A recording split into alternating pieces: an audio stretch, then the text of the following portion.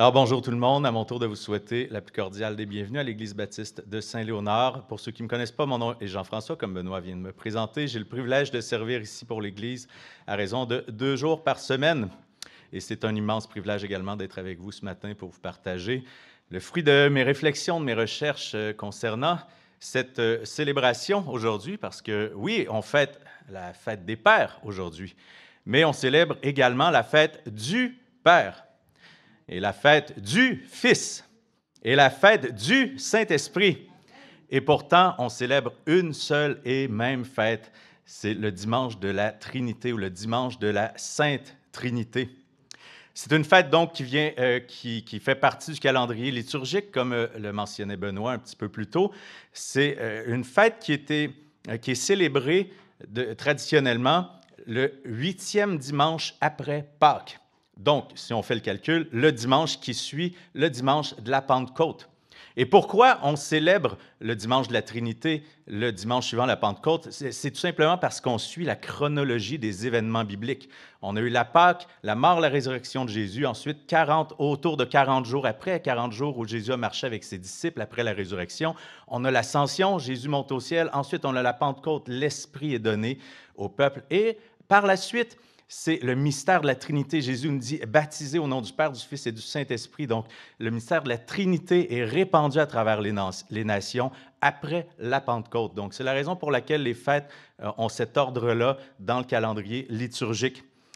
Et de manière plus générale, donc, c'est une occasion, cette célébration, de méditer sur le mystère de la Trinité et surtout de l'honorer. Historiquement, ce serait au début du 14e siècle environ que le pape Jean XXII en aurait fait une fête officielle dans toute la chrétienté. Je sais qu'aujourd'hui, on dit pape, puis pour les protestants, ça hérisse un peu le poil, mais à l'époque, nous étions tous catholiques avant la Réforme, et le pape Jean XXII donc officialisé cette fête dans toute la chrétienté. C'est une fête qui est encore aujourd'hui célébrée par les orthodoxes qui, eux, vont le jumeler avec la Pentecôte, tout simplement. Chez les catholiques, évidemment, chez les anglicans et dans de nombreuses dénominations protestantes, luthériennes, réformées de toutes sortes, et dans certaines églises baptistes évangéliques qui le font de manière plus rigoureuse, plus systématique. Alors, au-delà du fait de célébrer la fête, du dimanche de la fête, il est intéressant de constater un petit peu l'évolution de la compréhension de ce grand mystère de la Trinité et le souhait qu'en a eu l'Église de l'affirmer au fil des siècles. Et on comprend que c'était une doctrine capitale dès les premiers siècles. Et ce qu'il faut savoir, bon, vous êtes probablement tous déjà au courant, pour ceux qui avaient lu la Bible en entier, le mot Trinité n'apparaît à aucun endroit dans la Bible. Aucune place, on voit le mot officiellement Trinité. C'est un concept donc qui est issu, on va dire, d'une déduction théologique, c'est-à-dire que quand on va prendre en considération toutes les données bibliques, le mystère de la Trinité va émerger, ça va aller de soi qu'on va comme contempler ce mystère puis qui va émerger de lui-même. Par contre, comme ce mot-là n'est pas dans la Bible, il s'agit d'un sujet plutôt délicat qui a suscité, dans le courant de l'histoire de l'Église, de nombreux débats, de nombreuses controverses également. L'évêque Augustin de Nippon, qui a vécu au 4e siècle, a écrit au sujet de la Trinité. « Il n'y a pas un sujet où soit plus périlleuse l'erreur, plus laborieuse la recherche, plus fructueuse la découverte. » Alors, aujourd'hui, on va essayer d'éviter l'erreur. On va se concentrer un peu sur la recherche pour essayer de contempler, d'approfondir, au fond, la découverte qu'on peut faire de cette Trinité à travers les Écritures. Le terme, en fait, Trinité, serait apparu dès le 2e siècle. C'est un éminent théologien de la ville de Carthage, qui est aujourd'hui la région de la Tunisie. Je ne sais pas pourquoi je pointe là, c'est plutôt là, à peu près, la Tunisie. Alors, l'éminent théologien de Carthage qui s'appelle Tertullien, donc Tertullien, qui a créé le terme Trinitas en latin. Trinitas, c'est pas si clair. Est-ce que ça venait... c'est un mot qu'il a créé qui fait plus référence à tripler. Il y en a qui soutiennent que peut-être c'est un mélange de trias et unitatis qui aurait donné le trinitas. En français, parfois, il y en a qui vont dire trinité ou la triunité. Donc, en tout cas, on comprend bien le concept de toute façon. Et non seulement donc Tertullien a créé ce terme trinitas, mais il a aussi développé toute une théologie qui était associée à la Trinité, parce que ça aurait été un peu inutile de juste créer un mot comme ça sans parler de la profondeur. Et au 4e siècle, au fond, la montée en popularité des idées d'un dénommé Arius. Arius, au fond, ne reconnaissait pas, lui, la divinité de Jésus-Christ. Il prétendait, Arius, que Jésus était inférieur au Père, qui avait été créé par le Père et qui était inférieur au Père. Donc, la montée en popularité des pensées de ce Arius va donner lieu, comme vous pouvez vous en douter, à de nombreux débats théologiques intenses. Et un des évêques de l'époque, un évêque nommé Athanase, un évêque d'Alexandrie, qui était un ardent défenseur de la divinité de Jésus, de la Trinité, du concept de la Trinité, va évidemment vivement s'opposer à la pensée d'Arius. Et tout le débat que ça va générer va provoquer la convocation du premier concile œcuménique. Donc, un concile, la réunion de tous les évêques de l'époque des différentes églises, œcuméniques, donc de toutes les églises, qui va avoir lieu en l'an 325 dans la ville de Nicée. Donc, ça donne lieu au concile de Nicée en 325. Et de quoi on va discuter dans ce concile? On va parler notamment, on va affirmer la divinité de Jésus-Christ. On va l'affirmer, on va la défendre. Et le point de vue d'Arius, qui donne lieu au mouvement de l'arianisme, on va en reparler un petit peu plus tard, va être déclaré comme hérétique. Donc, une hérésie, une erreur. Donc, au premier concile de Nicée, déjà en 325, cette idée-là que Jésus était inférieur, créé par le Père, a été rejetée par l'ensemble des évêques de l'époque. Donc, ce concile, ce premier concile, va donner lieu au symbole de Nicée. On a lu le symbole des apôtres avec Benoît tout à l'heure. Donc, il faut comprendre symbole ici comme étant un signe de reconnaissance ou une confession de foi. Par contre, la persistance des idées d'Arius, de l'arianisme sous différentes formes dans le courant du 4e siècle, va nécessiter la convocation d'un deuxième concile dès l'année 381. Donc, cette fois-ci, ça va avoir lieu à Constantinople. Ça va donner lieu au symbole de Nicée-Constantinople, qui est encore une fois une confession de foi. Et lors de ce concile, de ce deuxième concile, on va insister davantage sur la divinité, cette fois-ci, du Saint-Esprit, et on va ajouter que le Fils a été engendré. Donc, des détails comme ça, mais qui étaient à l'époque... Aujourd'hui, on prend un peu les choses pour acquis, mais à l'époque, c'était vif débat concernant... Le choix des mots était très, très, très important.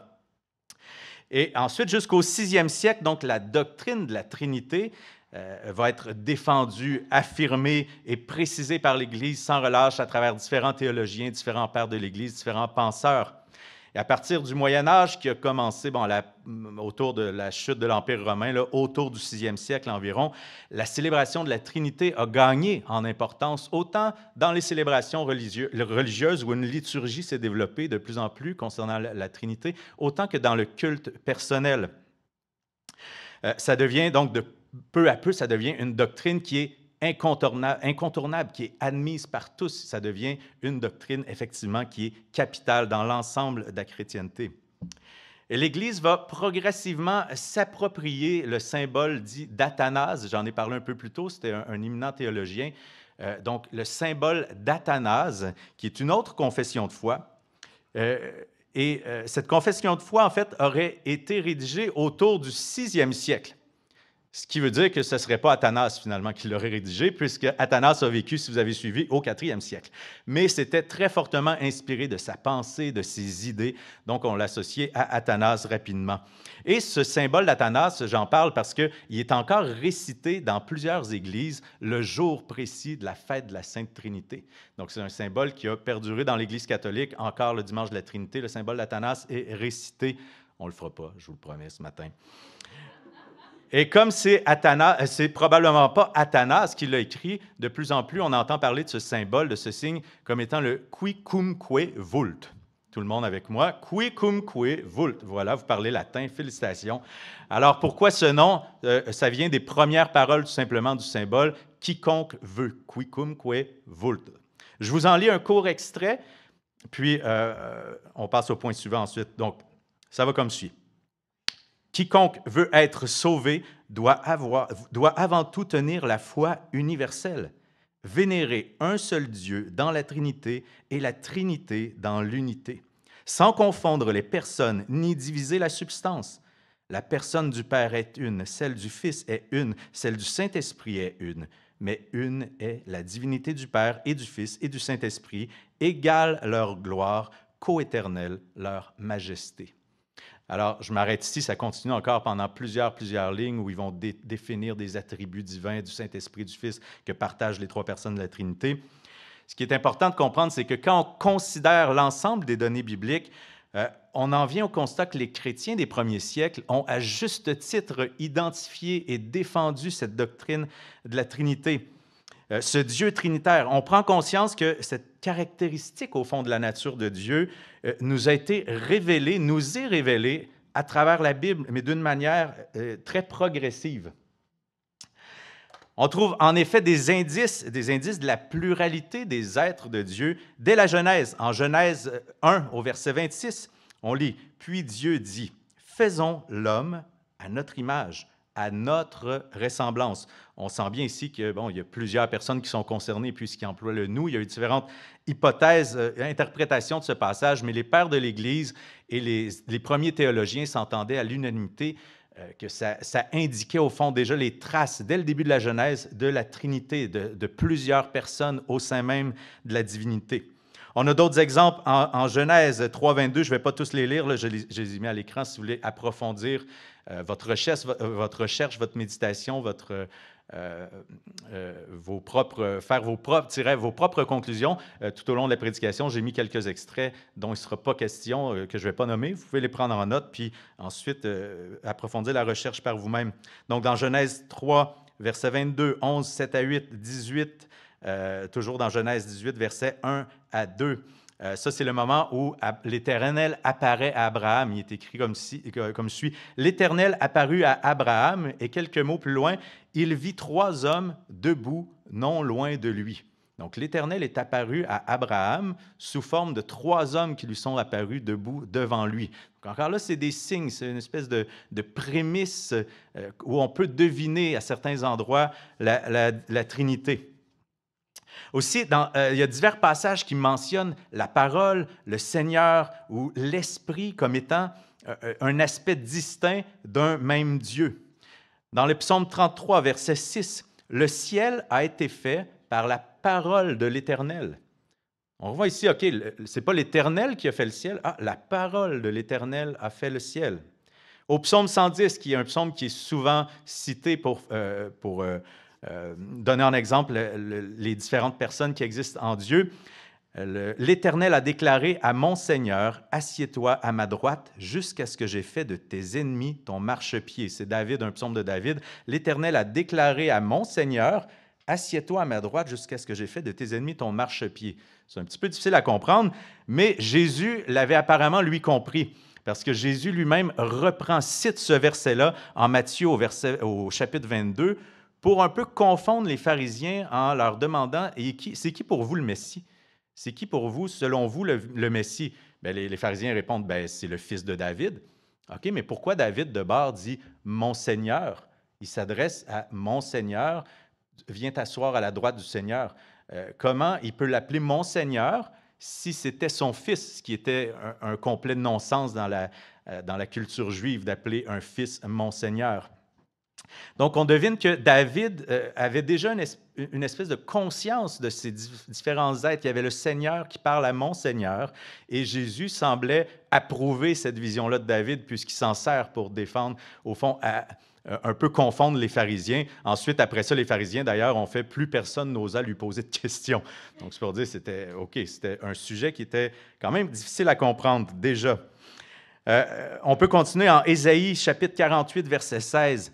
« Et maintenant, le Seigneur, l'Éternel, m'a envoyé avec son esprit. » Ça, c'est un passage super intéressant. Quand on regarde le contexte, quelques versets plus haut, celui qui parle par la bouche du prophète Ésaïe, on devine que c'est potentiellement le Fils qui parle par la bouche du prophète. Et quelques versets plus haut, celui qui parle par Ésaïe déclare « C'est moi qui suis le premier, c'est moi qui suis le dernier. J'ai fondé la terre, j'ai déployé le ciel. » Et ensuite, ça en va dire ça quelques versets plus loin. « Et maintenant, le Seigneur, l'Éternel, m'a envoyé avec son esprit. » Comprenez que si c'est bel et bien le Fils qui parle par Ésaïe ici, on a vraiment une présence, en tout cas, on devine la présence de la Trinité à ce moment-là dans la bouche d'Ésaïe.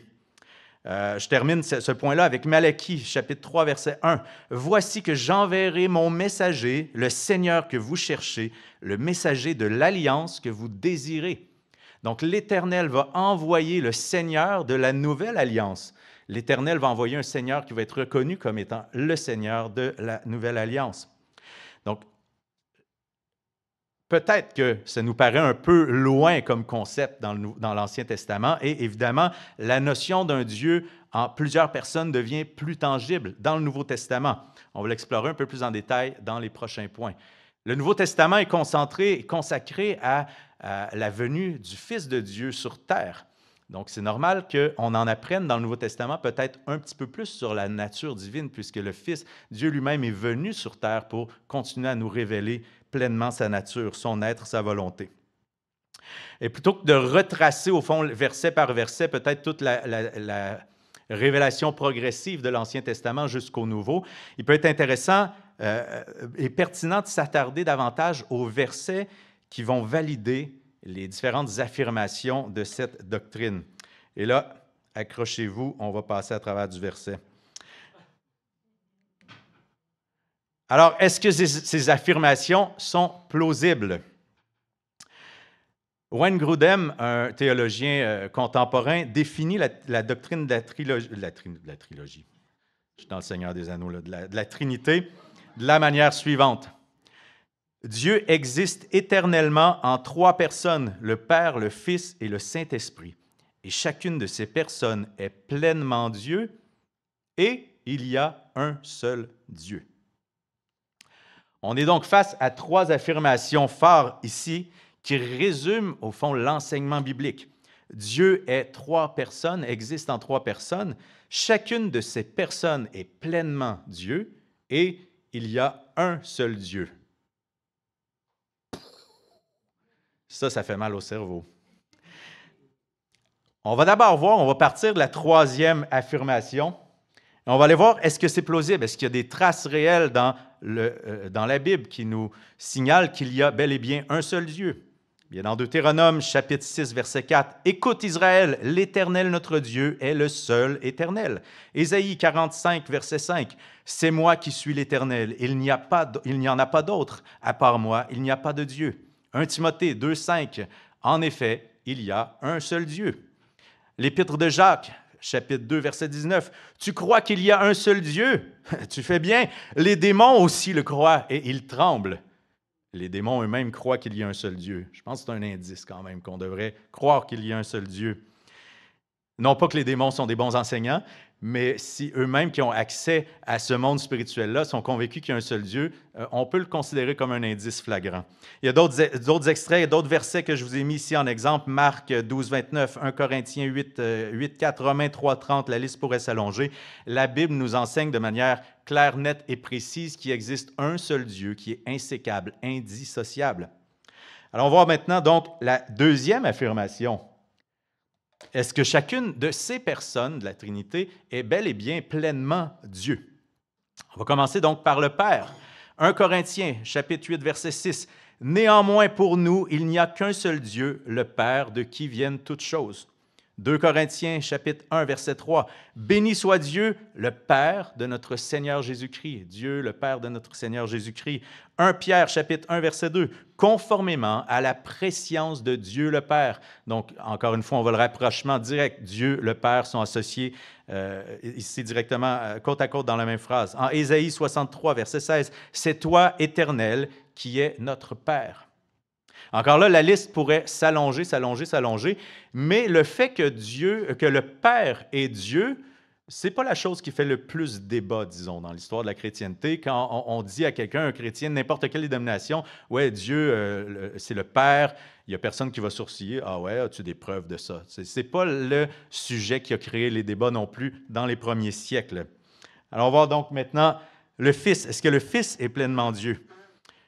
L'Évangile de Jean, chapitre 1, verset 1, commence sur cette phrase explosive. Au commencement, la parole existait déjà, la parole était avec Dieu et la parole était Dieu. Et on découvre en lisant la suite du chapitre que la parole est le Christ, le Messie, le Fils de Dieu, Jésus lui-même. Jean dit ici donc clairement dans le premier verset, la parole, Jésus, était Dieu. En Jean, toujours, chapitre 8, verset 58, Jésus leur dit, en vérité, je vous le dis, avant qu'Abraham soit né, je suis. Et ce « je suis » fait référence à Exode, chapitre 3, verset 14. Dieu dit à Moïse, « Je suis celui qui suis » ou « celui qui est ». Et il ajouta, « Voici ce que tu diras aux Israélites, je suis m'a envoyé vers vous. » Jésus s'associe donc directement dans ce verset-là au « je suis », qui est avant Abraham, qui est l'Éternel. En Colossiens, chapitre 1, versets 15 à 17, « Le Fils est l'image du Dieu invisible. » Je saute au verset 17. « Il existe avant toute chose et tout subsiste en lui. » Un peu le même genre de formulation en Hébreux, chapitre 1, versets 2 à 3. « Dieu, dans ces jours qui sont les derniers, nous a parlé par le Fils. Il l'a établi héritier de toutes choses et c'est par lui aussi qu'il a créé l'univers. Le Fils est le reflet de sa gloire et l'expression de sa personne. » Donc, on voit dans ces deux extraits que Jésus-Christ a créé tout l'univers. C'est la parole de Dieu. C'est lui qui a créé, qui est le vecteur de création de tout l'univers. Il est l'expression de la personne de Dieu, l'image de Dieu invisible, le reflet de sa gloire. Il existe avant toute chose et tout subsiste en lui. Si ce n'est pas des caractéristiques divines, je me demande bien ce que c'est. On pourrait encore une fois ajouter d'autres versets. On va sauter à la troisième personne de la Trinité, le Saint-Esprit.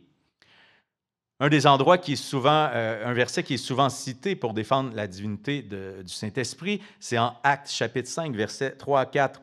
On est au début de la formation de l'Église et les disciples, les chrétiens vendaient toutes leurs possessions, leurs terres, leurs maisons, tout ça, et allaient le mettre en commun. Et là, il y a un dénommé Ananias, qui n'est pas un bon exemple dans la Bible. Ananias, lui, a vendu son terrain, mais a décidé de garder une part du montant pour lui, de le cacher.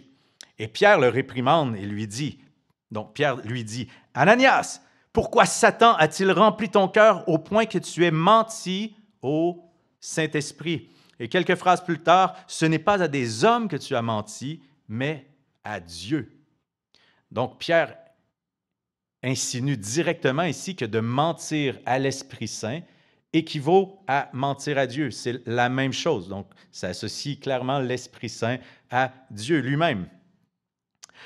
En 1 Corinthiens, chapitre 2, versets 10 à 11, « L'Esprit examine tout, même les profondeurs de Dieu. De même, personne ne peut connaître les pensées. » J'ai sauté quelques phrases, là, quelques mots. « De même, personne ne peut connaître les pensées de Dieu, si ce n'est l'Esprit de Dieu. » Alors, prétendre qu'un être qui ne partagerait pas l'essence divine pourrait sonder, un être créé pourrait sonder les pensées et la profondeur même de Dieu est un non-sens absolu. Ce serait de dire qu'un être que Dieu a créé aurait la capacité d'aller sonder la pensée de Dieu, ce qui est complètement inconcevable. Donc, l'Esprit de Dieu est le seul qui peut sonder la pensée et les profondeurs de Dieu. Donc, ce sont tous des indices qui donnent du poids à la divinité du Saint-Esprit. En 2 Corinthiens, chapitre 3, verset 17, « Or, le Seigneur, c'est l'Esprit. » C'est Paul qui nous parle, dit tout simplement ça. « Or, le Seigneur, c'est l'Esprit. » Et en Hébreux, chapitre 9, verset 14, « Si tel est le cas, le sang de Christ qui s'est offert lui-même à Dieu par l'Esprit éternel. » Alors ici, l'Esprit est directement associé au mot « éternel » qui est clairement un attribut divin. Il n'y a que Dieu qui soit éternel. Donc l'Esprit est associé à un esprit éternel et décrit comme étant un esprit éternel. La liste pourrait s'allonger. Je m'arrête ici. On va sortir des versets. J'en ai encore quelques-uns, là. On va maintenant se rendre à la première affirmation. Donc, on a vu, il y a un seul Dieu. Chacune de ces personnes est pleinement Dieu. Dieu est en 3 personnes. Je l'avais déjà fait. Je l'avais déjà fait apparaître? Oui. Bon, c'est pas grave. Vous avez de l'avance un petit peu sur moi. C'est formidable. Alors, la doctrine donc, de la Trinité affirme clairement que les 3 personnes de la Trinité sont des personnes qui existent de manière distincte l'une de l'autre. Ils sont vraiment distinctes les unes par rapport aux autres. En Jean chapitre 14, verset 16, « Quant à moi, je prierai, c'est Jésus qui parle, quant à moi, je prierai le Père, et il vous donnera un autre défenseur, afin qu'il reste éternellement avec vous, l'Esprit de la vérité. » Donc, si c'est le Fils, si on réfléchit 2 secondes, si c'est le Fils qui prie le Père pour qu'il envoie l'Esprit, on conçoit facilement qu'il y a 3 personnes distinctes qui existent. Sinon, Jésus aurait pu dire, « Je vais me prier moi-même, afin que moi-même, je me renvoie moi-même vers vous. » Ah, ça ne fait pas sens, hein, ça? On comprend que ça n'a pas de sens. Si Jésus affirme dans ses propres paroles, affirme qu'il y a 3 personnes, il y a lui-même qui existe réellement, qui est en train de parler, et lui-même prie le Père qui va envoyer l'Esprit. En Matthieu, chapitre 3, versets 16 à 17, ça c'est le moment où Jésus se fait baptiser. Dès qu'il fut baptisé, Jésus sortit de l'eau. Alors le ciel s'ouvrit, et il vit l'Esprit de Dieu descendre comme une colombe et venir sur lui. Au même instant, une voix fit entendre du ciel ces paroles, « Celui-ci est mon Fils bien-aimé, qui a toute mon approbation. » Alors, on voit dans ce passage de manière précise les 3 personnes de la Trinité qui agissent en même temps, qui apparaissent, qui sont présents en même temps et qui occupent tous un rôle différent. Donc, Jésus est baptisé, le Saint-Esprit descend sur Jésus et le Père parle, s'exprime du ciel, « Celui-ci est mon Fils bien-aimé, qui a toute mon approbation. » On pourrait aussi évoquer le mandat missionnaire que Jésus nous a donné, donne à ses apôtres à la fin du chapitre de Matthieu 28, 19, alors qu'il les exhorte à faire des disciples de toutes les nations et à les baptiser au nom du Saint-Esprit. Encore une fois, il aurait pu tout simplement dire « Allez dans toutes les nations et baptiser au nom de moi-même. » Baptiser au nom de Dieu, baptiser au nom de Yahvé, baptiser au nom de votre Dieu. Et non, Jésus insiste en disant, non, vous allez les baptiser au nom du Père, du Fils et du Saint-Esprit. Je ne pense pas que Jésus aurait donné le mandat de baptiser au nom d'un Dieu et des sous-catégories d'anges créés par Dieu ou des subordonnés qui ont moins d'importance que Dieu. C'est un des actes les plus importants d'association à la foi chrétienne, le baptême. Alors, dernier exemple ici, Paul écrit en Romains, chapitre 8, verset 27, « Et Dieu qui examine les cœurs sait quelle est la pensée de l'Esprit, parce que c'est en accord avec lui qu'il intercède. » C'est en accord avec lui, Dieu, qu'il intercède. Donc, l'Esprit intercède en faveur des saints. On voit encore ici la distinction claire et nette entre celui qui intercède, donc l'Esprit Saint qui intercède, et celui qui accueille, qui reçoit l'intercession, à qui est adressée l'intercession. Donc, pourquoi il y aurait besoin d'intercession si c'était la même personne? Ça serait un peu étrange. On serait plus près de la schizophrénie à ce moment-là. Ah oui, j'entends, oui, tu devrais l'écouter. Ah oui, OK, d'accord, je l'écoute. On comprend que c'est des personnes distinctes. Quelqu'un intercède, l'autre accueille, l'autre à qui est adressée l'intercession. Donc, une fois qu'on a démontré par les Écritures, en tout cas, que ces 3 affirmations concernant la Trinité de Dieu sont plausibles, on est confronté au fait qu'il s'agit d'un mystère, un mystère qui dépasse vraiment notre entendement. Et il serait tentant d'essayer de rendre ce mystère compréhensible, de le rendre logique, tangible. Plusieurs analogies ont été utilisées au cours de l'histoire pour essayer de représenter, de figurer, d'imager ce mystère. On a utilisé notamment l'analogie de l'arbre, Dieu le Père et les racines, Jésus le tronc et les branches, le Saint-Esprit. Mais bon, il y a quelque chose qui ne fonctionne pas parce que les racines ne sont pas l'arbre au complet. les branches ne sont pas l'arbre au complet. On a utilisé aussi l'exemple du soleil. Dire, ah, bien, il y a le soleil qui existe, il y a les rayons du soleil et il y a aussi la chaleur du soleil. Donc, c'est trois manifestations différentes du soleil. Mais les rayons du soleil ne sont pas vraiment le soleil. C'est un peu insatisfaisant. On a parlé aussi des différentes parties internes qui composent l'être humain, par exemple l'intelligence, la capacité de raisonner, les sentiments, les émotions et la volonté. Donc, la volonté est entièrement la personne, mais n'est pas les émotions. Les émotions sont entièrement la personne, mais n'est pas la capacité de raisonner et la volonté, et ainsi de suite. Sauf qu'encore là, c'est plus ou moins satisfaisant parce qu'il ne s'agit pas de personnes, mais de choses qu'on vit à l'intérieur de notre être. Ce n'est pas des personnes qui existent individuellement. Un autre exemple qu'on a utilisé, c'est l'espace, les dimensions, les trois dimensions de l'espace. Donc, la largeur, la profondeur et la hauteur. La largeur est pleinement de l'espace, mais n'est pas la profondeur. La profondeur est réellement de l'espace, mais n'est pas la largeur ni la hauteur. Et la hauteur est pleinement de l'espace, mais n'est pas la largeur ni la profondeur. Encore là, est-ce que ça nous satisfait d'imaginer Dieu simplement comme un espace tridimensionnel? Il nous manque quelque chose. Il nous manque la relation d'amour. Il nous manque le fait que c'est des personnes pensantes qui existent au sein de la Trinité. Donc, il n'y a aucune de ces analogies qui sont pleinement satisfaisantes. Et ce mystère a été résumé au cours des premiers siècles par l'image du scutum fidei. Tout le monde ensemble, scutum fidei. Voilà, 2 fois en latin ce matin. Qui va comme suit. Donc, en français, ça veut dire scutum fidei, le bouclier de la foi. Donc, on voit ici que les trois personnes de la Trinité partagent la même substance. On va dire qu'ils sont consubstantiels. Ils vont partager l'essence divine. Par contre, Dieu n'est pas le Fils n'est pas l'Esprit, l'Esprit n'est pas le Fils n'est pas le Père n'est pas l'Esprit n'est pas le Père. Par contre, le Père est Dieu, le Fils est Dieu et l'Esprit Saint est Dieu. Donc, c'est une manière un peu d'exprimer par une image, d'essayer de comprendre ce mystère de la Trinité. Par contre, ici, une nuance s'impose, une nuance très importante s'impose, c'est qu'il existe au sein de cette Trinité une forme quand même de subordination.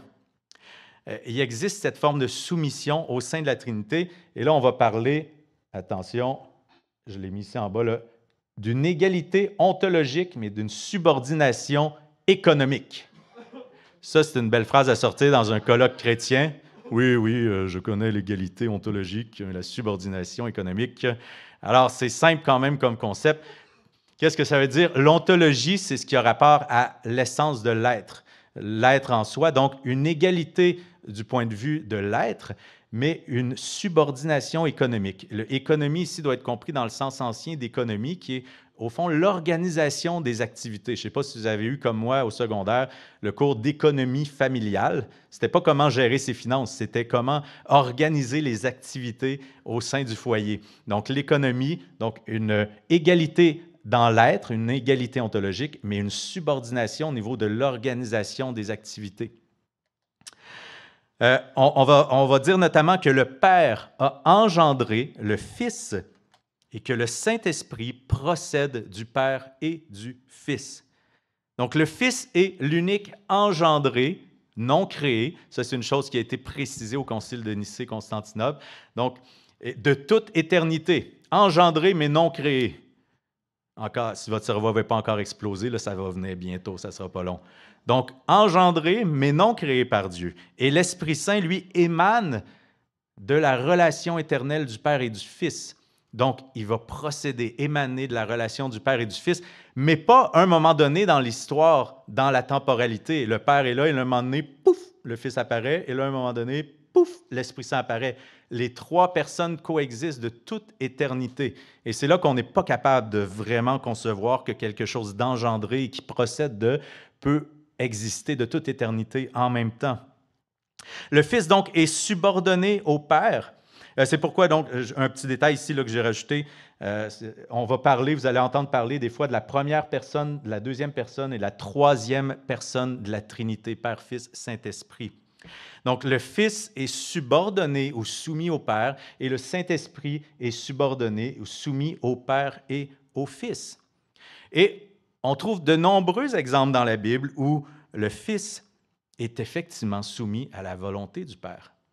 Peut-être l'exemple le plus probant de ça, c'est dans le jardin de Gethsémani, alors que à 3 reprises, Jésus prie, « Seigneur, si tu peux éloigner de moi cette coupe, seulement ta volonté et non la mienne. » Donc, on voit que Jésus, en tant que personne distincte, avait une volonté, mais soumettait sa volonté à la volonté du Père.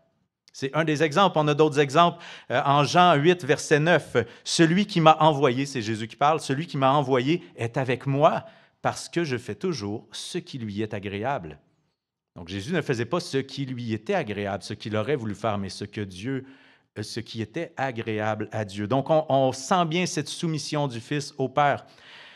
En ce qui concerne le Saint-Esprit, on a vu un petit peu plus tôt que c'est le Père et le Fils qui envoient l'Esprit Saint, qui ont envoyé l'Esprit Saint. Donc, si l'Esprit Saint est envoyé par le Père et le Fils, on devine bien que l'Esprit est soumis à la volonté du Père et du Fils. Sinon, l'Esprit aurait pu faire « Moi, je n'ai pas envie d'y aller. Moi, je veux rester à la maison. » Mais non, évidemment, l'Esprit Saint obéit à la volonté du Père et du Fils. Évidemment, le Fils obéit au Père dans une soumission éternelle remplie d'amour et de reconnaissance et de respect. Benoît parlait, j'ai sauté un bout, excusez-moi, donc on parle, ici on voit qu'il y a des distinctions aussi au niveau des fonctions des différentes personnes de la Trinité dès le début de la création. Au début, on le disait tout à l'heure, le Père a parlé. Dieu dit que la lumière soit. Donc le Père parle. Or, on sait que la parole, c'est... Merci au pasteur qui a la bonne réponse. La parole, c'est... Merci, la parole, c'est Jésus. Donc, Dieu, le Père, parle par le Fils et le Saint-Esprit, verset 2, et l'Esprit de Dieu planait au-dessus des eaux. Donc, déjà, on a cette différence de fonction-là. Le Père parle, la parole, c'est Jésus, et l'Esprit qui plane au-dessus des eaux. Benoît parlait, la semaine dernière, parlait de la Pentecôte. Dimanche dernier, il mentionnait concernant la rédemption que c'était le Père qui avait comme orchestré, qui avait planifié. Jésus était venu accomplir ce plan de rédemption et l'Esprit Saint venait nous appliquer le salut, la rédemption de manière officielle. À ce sujet, on lit quelque chose, un passage extrêmement édifiant qui nous enseigne un peu cette réalité en Éphésiens chapitre 1, les versets 4 à 14, que je vais vraiment comprimer ici, là, mais on apprend dans ce passage-là que Dieu, le Père, nous a choisis, nous qui croyons, nous a choisis avant la création du monde, mais nous a choisis en qui? En Jésus-Christ. Donc, le Père nous a choisis en Jésus-Christ. Jésus-Christ, lui, nous a rachetés par son sang versé à la croix et nous sommes marqués de l'empreinte du Saint-Esprit. Donc, on voit les différentes fonctions qui sont assez claires ici. On pourrait résumer d'une certaine manière, dans plusieurs cas au niveau de l'organisation ou de la subordination économique, que le Père conçoit, le Fils met en œuvre et le Saint-Esprit mène à son plein accomplissement. C'est une des choses. Par contre, il y a plusieurs autres fonctions que vont remplir les différentes personnes de la Trinité. On peut parler du fait que le Père planifie, donne la vie, attire à lui, envoie l'Esprit, envoie son Fils, protège, pourvoit, aime ses enfants. Le Fils, quant à lui, sauve, révèle la gloire du Père, obéit au Père, crée, c'est lui la parole, c'est lui le vecteur de création. Il va intercéder auprès du Père, il règne à la droite du Père, il va juger à la fin des temps, au jugement dernier, c'est lui qui va juger le monde. L'Esprit Saint, lui, qui régénère, console, enseigne, intercède, dirige, convainc, inspire, glorifie Jésus et sonde toutes choses. Donc, on voit ici clairement que les différentes personnes de la Trinité occupent des fonctions, ont des rôles différents. Par contre, chose extrêmement importante, là, j'ai parlé de subordination, j'ai parlé de rôle, ça n'implique d'aucune manière une infériorité d'une personne par rapport à l'autre. C'est une des choses qui est extrêmement importante à comprendre. Ce n'est pas parce que le Fils obéit au Père et que le Saint-Esprit procède du Père et du Fils qu'ils sont inférieurs, je l'ai dit au début. Donc, égalité, c'est ce que ça veut dire ici, égalité ontologique. Ils partagent la gloire et la majesté et les attributs divins, l'omniscience, l'omnipotence, de manière éternelle, les trois personnes. Il est important de faire preuve d'énormément de discernement quant à la portée de ces éléments doctrinaux, en ne cherchant pas à justement les rationaliser, les rendre trop concrets à outrance. J'arrive à mon dernier point, l'importance d'une juste compréhension de l'incompréhensible. À travers l'histoire, plusieurs erreurs de raisonnement, hérésie, le mot hérésie veut dire erreur précisément, donc plusieurs erreurs de raisonnement ont découlé du fait que des gens cherchaient à rendre trop compréhensible le mystère de la Trinité. On va voir à travers l'image, ici illustrée à partir d'une Doritos. Alors, on va voir à travers l'image, on peut voir dans le graphique à quel point de mettre l'emphase sur deux des attributs de la Trinité au détriment d'une troisième va générer des hérésies. Donc, on regarde ici, si on met trop d'emphase sur le fait qu'il y a un seul Dieu et qu'ils sont égales en substance, oui, il y a quand même trois personnes, mais qui sont égales en substance, qu'il y a un seul Dieu, sans considérer vraiment que ce sont trois personnes distinctes qui existent réellement, ça a donné lieu au mouvement de pensée qu'on appelle le modalisme, qui a été développé notamment par Sabellius, on appelle également d'ailleurs le sabellianisme. C'est une pensée qui dit qu'au fond, oui, il y a un seul Dieu, mais au fond, les trois personnes n'existent pas vraiment.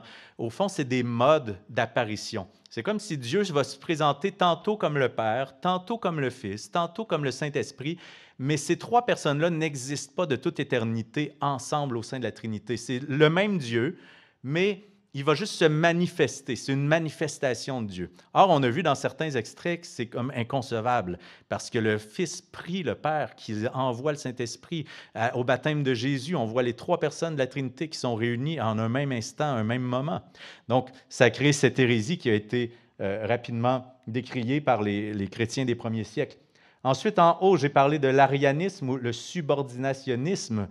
C'est la doctrine ou la pensée, l'hérésie, qui va mettre beaucoup d'emphase sur le fait que oui, il existe bel et bien trois personnes distinctes et un seul Dieu. Par contre, ils ne sont pas égales en substance. Ils ne sont pas égales et ils ne partagent pas la majesté et la gloire éternelle. Donc, ce que ça donne, l'arianisme, au fond, c'est que oui, les trois personnes existent, mais Jésus est inférieur au Père. Le Fils est inférieur au Père. Il a été créé et il est inférieur. Et le Saint-Esprit est inférieur à Jésus. Il ne partage pas, au fond, la pleine divinité. Il ne partage pas l'essence divine. Donc, c'est une autre hérésie qui a été abandonnée dès le 4e siècle, comme on en parlait. Et la troisième hérésie majeure découle du fait qu'on considère qu'il y a trois personnes dans la Trinité et qui sont égales en substance, mais qu'il n'y a pas un seul Dieu. Donc, ça donne lieu à une forme de polythéisme qu'on pourrait appeler le trithéisme. Ça veut dire, oui, il y a Jésus, il y a le Père, le Fils, le Saint-Esprit, c'est comme un peu trois dieux. C'est une forme de polythéisme. Il y en a beaucoup des critiques du christianisme qui vont utiliser cet argument. Bien, au fond, vous croyez un polythéisme. Et c'est là qu'il faut faire preuve de discernement pour dire non, non, non, c'est un seul Dieu, même s'il y a trois personnes. Ce n'est pas une pensée qui a eu beaucoup de popularité dans le monde du christianisme parce que, bon, c'est plutôt le modalisme et l'arianisme ou subordinationnisme. Et là, ici, il faut faire attention parce que j'ai parlé tout à l'heure de subordination. Il ne faut pas sombrer dans le fait que parce qu'il y a une subordination, ça implique, je l'ai dit à la fin de mon autre point, qu'il y a une infériorité d'une personne par rapport à l'autre. Ça, on tombe à ce moment-là dans l'hérésie du subordinationnisme ou de l'arianisme. C'est donc une doctrine qui est extrêmement importante dans le christianisme, probablement la plus importante des doctrines dans le christianisme, et pourtant, elle est pratiquement impossible à saisir, pratiquement impossible à bien comprendre. Et est-ce qu'on devrait s'en inquiéter? Est-ce qu'on devrait être inquiet du fait que c'est comme pas logique? Il me semble que quand j'essaie d'expliquer ça à mes amis, je me sens un peu pris au dépourvu parce que c'est vrai que ça manque de logique. j'aimerais soutenir que non seulement ça ne devrait pas nous décourager, nous inquiéter, au contraire, ça devrait être une source d'assurance. Ça devrait nous rassurer, ce concept de la Trinité. J'ai retenu 4 raisons pour lesquelles ça devrait nous réconforter. En fait, de base, c'est que ça donne une grande crédibilité à la doctrine, qu'elle soit incompréhensible. Parce que si ça avait été une pensée d'homme, ça aurait été compréhensible, ça nous aurait été accessible, ça aurait été facilement accessible à notre compréhension. Donc, ça donne une assurance, ça nous donne une assurance que c'est bel et bien Dieu lui-même qui est venu nous révéler sa nature.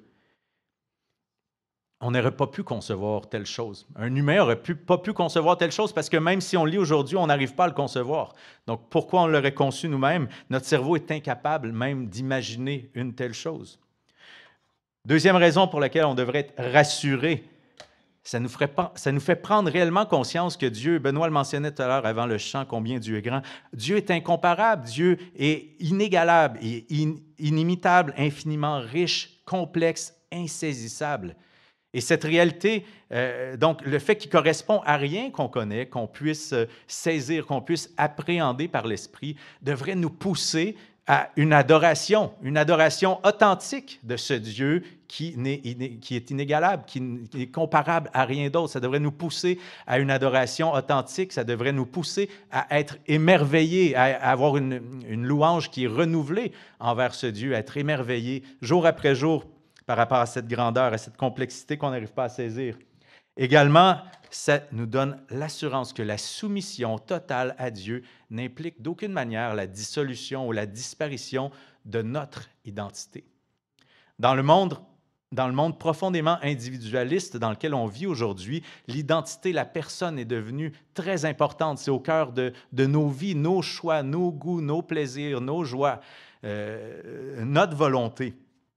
Et on peut avoir peut-être cette crainte que si je m'abandonne complètement à la pensée de Dieu, est-ce que c'est naïf? Est-ce que je vais perdre mon identité si je me mets à juste penser comme la Bible, comme Dieu, comme ce que le Seigneur nous a révélé? En 1 Corinthiens chapitre 15, verset 28, « Lorsque tout lui aura été soumis, c'est Paul qui parle, alors le Fils lui-même se soumettra à celui qui lui a soumis toutes choses, afin que Dieu soit tout en tous. » Viendra un jour, chers amis, où Dieu sera tout en tous. Est-ce que ça implique qu'on va perdre notre conscience individuelle? Est-ce que ça implique qu'on va être juste une espèce de magma énergétique, comme certaines philosophies du monde laissent croire qu'on va rejoindre l'énergie cosmique initiale, puis qu'on va perdre notre identité? La Bible ne nous enseigne pas ça. Au sein même de la Trinité, 3 personnes coexistent tout en partageant la même nature, la même substance. Cette union ne les empêche pas d'exister de toute éternité en tant que personnes absolument distinctes l'une de l'autre.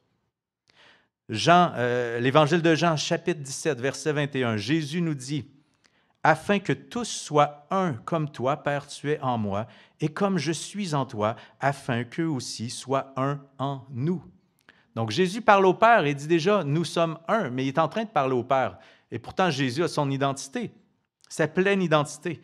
Donc la Trinité nous offre cette assurance que d'être unis, d'être complètement soumis à Dieu, à notre Père, à cette Trinité, ne nous prive et ne nous privera jamais de notre identité, de notre personnalité. Bien au contraire, bien-aimés, bien au contraire, en s'appropriant cette identité qu'on a en Christ, c'est là qu'on va s'identifier à la réelle nature pour laquelle on a été créé, pour laquelle Dieu nous a créés. C'est là que notre personnalité va prendre tout son sens. C'est là qu'on va devenir la personne telle que Dieu nous a voulu, telle que Dieu nous a créé.